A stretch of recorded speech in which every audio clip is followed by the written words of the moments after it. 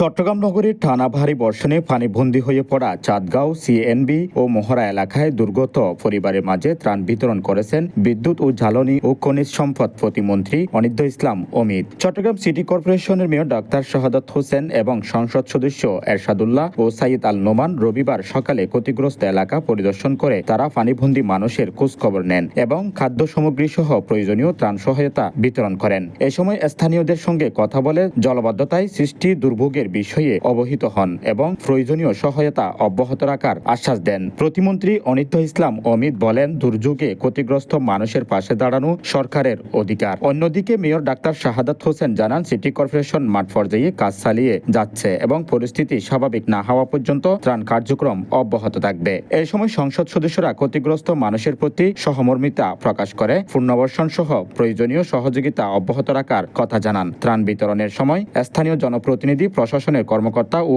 স্বেচ্ছাসেবীরা উপস্থিত ছিলেন। News desk, Chittagong.